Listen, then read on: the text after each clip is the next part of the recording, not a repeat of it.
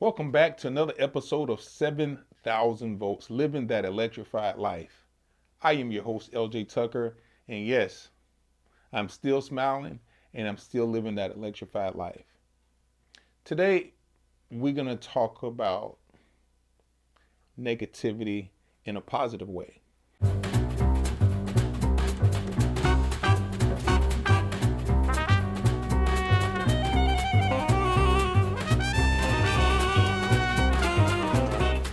Empowering you to live a life fully charged.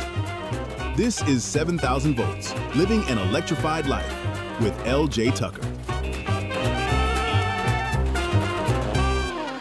People become comfortable being negative about themselves. And so you know what that leads to once you become comfortable being negative about yourself, so comfortable that negativity stops feeling painful and it starts feeling familiar. And when something feels familiar, we stop questioning it because we got comfortable. We speak to ourselves in ways we would never speak to people we love. And that's one of the first commands from the Bible: thou shalt love thyself, or love your neighbors as you love yourself. And if you don't have love for yourself, how can you love your neighbors? We replay failures, we rehearse regret, we label ourselves before life ever gets a chance to. That comfort zone, that negative self-talk becomes a prison we decorate. And from a person that has been incarcerated before, I've said this in my book and I'll say it here on this podcast. I became more freer when I was incarcerated than most people who's never been incarcerated will ever be in a lifetime with this same type of mentality.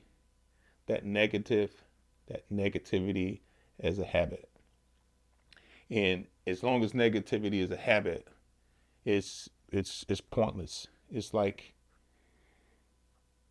talking to a brick wall, expecting a real conversation in return. Negativity is rarely accidental. It's learned. We learn it from past pain, disappointments, rejection, trauma, broken expectations. At some point, being hard on yourself, it feels safe than being helpful. Like, some people get into that safe zone from negativity and they stay there, and that's not healthy for you, because hope risks disappointment. So we stay in that safe zone of being negative because it's familiar. So instead of expecting good, we expect less, and we call it, I'm just being realistic. I know y'all don't got a friend or a family member that way. I'm just being realistic. But realism without faith becomes resignation. You done threw in the towel before the fight even started. In Proverbs, this is one of my favorite scriptures, 23:7. As a man thinks in his heart, so is he. There's another scripture, I can't think of it. It says, from the abundance of your heart you speak. And that's just the reality. The inner dialogue is shaping your outer destiny. And there's no other way to say it but to say what I just said. Because when negativity becomes normal on the inside, eventually it's going to leak out outward. That's when we start critiquing others, finding faults, looking for reasons to be offended. I think I heard Dr. Wayne Dyer say this. He said, people, whole purpose in life, they wake up looking for reasons to be offended, looking for reason to be upset. You just, I dare them. Why would they buy a blue car? It's just so ugly and like, and this is the mindset of people with a negative mindset. They look for a reason, and if you're not careful, they'll drag you right in to those conversations. Not because people are worse, but because we are wounded. Misery looks for company. They say misery loves company. It does. Misery looks for company. We criticize what we haven't healed from. We attack what reminds us of what we're avoiding. I have so many favorite scriptures. In Matthew 7:3, it says, "Why do you look at the speck in your brother's eye, but you don't consider the plank in your own eye?" Does that remind you of anybody you know, anybody that you've seen in social media or playing out on the world stage? Like I have family members, I have associates, and it's wow, we're so quick to point that scripture right there. We should remind them of this scripture right here. I remember I started doing this years ago with family members. They'll call me, or even friends, they'll call me to talk about somebody else. And I would say, hold on 1 second, let me get them on three-way. So what are you talking about? I said, this person needs a chance to defend themselves if you're going to call me to talk about them. And they say, man, I'm finna get off the phone with you. You crazy. I was like, I'm not crazy. This person should be able to defend themselves if you're going to talk about them like we're perfect, because we're not perfect. I think, who was it? Is it Eric Thomas? I think it's Eric Thomas.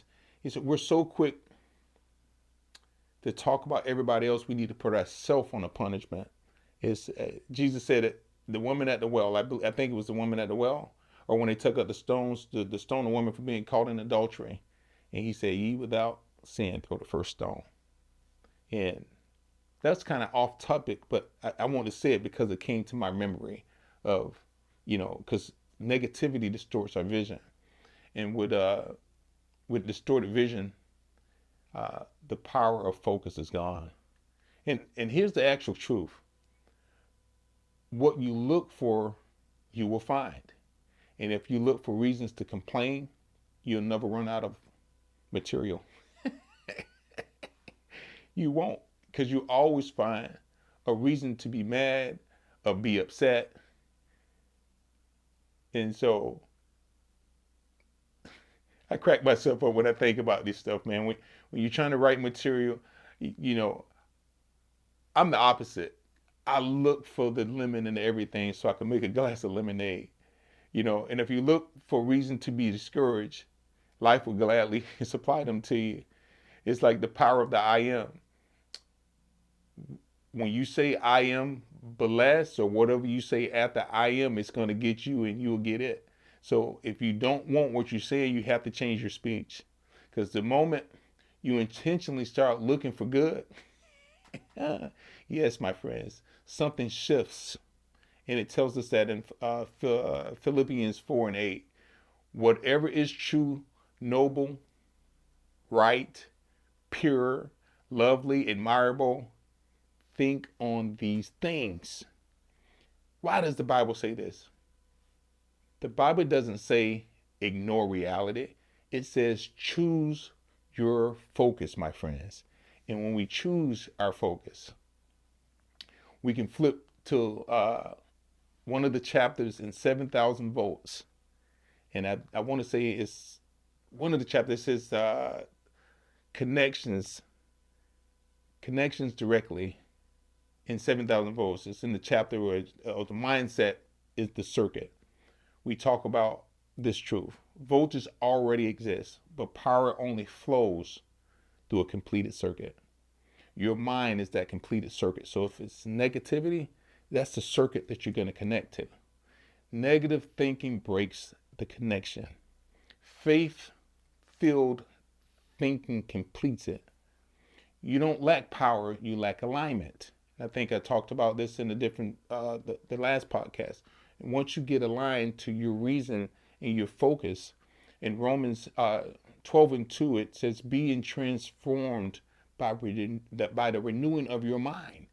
And once that mind is renewed, transformation starts in the thought life. Like, this is a spoken word. In the beginning, God said, let there be, and it was.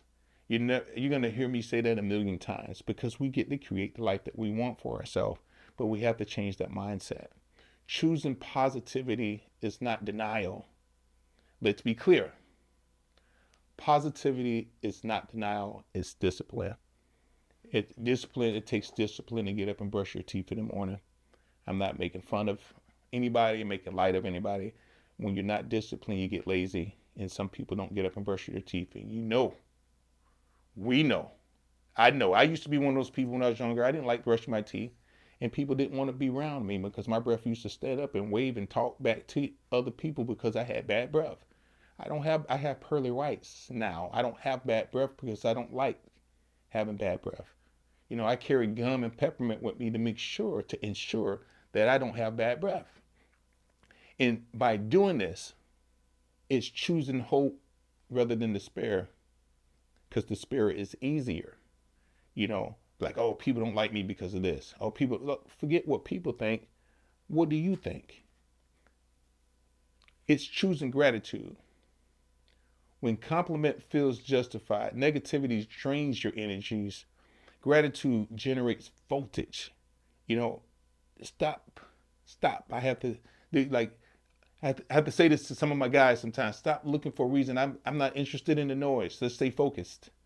Stay focused. Like, let's get the job done. Did we make it right by the customer? Because some people want to gravitate on the negative thing that happened.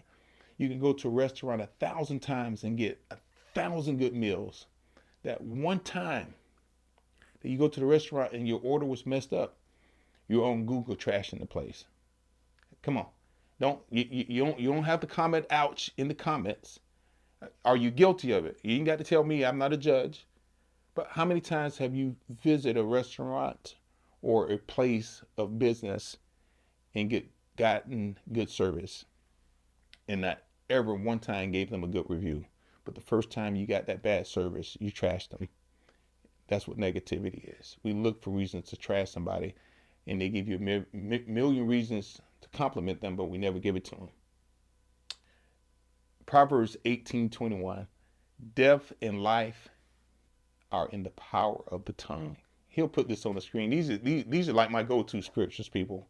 Okay, this is what gets me. This is my ammunition. These are the bullets of my personal gun, my spiritual gun, not a physical gun. These are my go-tos when I'm feeling down and out and I need some ammunition to jolt and put me on track where I need to be at. What you say about yourself matters. So if you're always talking negative about yourself, you're creating a negative lifestyle for yourself. What you say about others reveals your internal condition.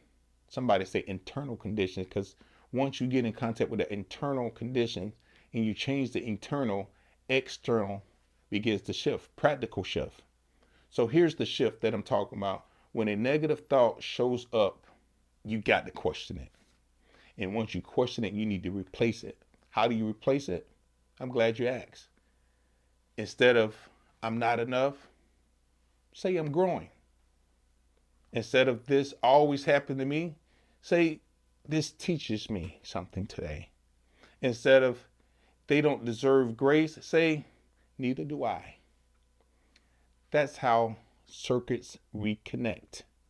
Looking for the positive, looking for the arrow in things.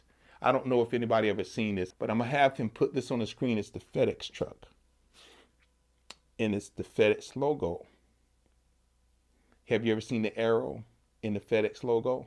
Well, I'm gonna show it to you today because he's gonna circle it. It's between the E and the X. There's an arrow, and once you see it, you can never unsee it. And once you train your mind to see the arrow in things, you're connecting. The circuit is reconnected, and you're living, my friends. This is a part of growing. This is a part of the change and the transformation of the mind. Your life doesn't change when circumstance changes. It changes when your perspective changes. My life didn't change when I got out of prison. My life didn't change after I got electrocuted. It actually happened before it. Because I can tell you, when I was locked up, I became a changed man. And I talk about this in my book. When I heard those steel bars close behind me, my mind was made up from that day. I ain't have to do no time. Even though I did the crime, I had to do the time. But it was instantly, I was like, yep, this is not the life for me. And so I'll say that again. Your life doesn't change when circumstance change. It changes when your perspective changes. When you stop rehearsing the negative and start recognizing the good, peace increases, my friends. Confidence grows. Power flows through. It throws her and it spews out your mouth. You're not designed to live a drain life. You're just not. You're built for much more. You're designed to live that electrified life. Choose life. Choose the light. Choose to see the good in everything and live an electrified life. God bless.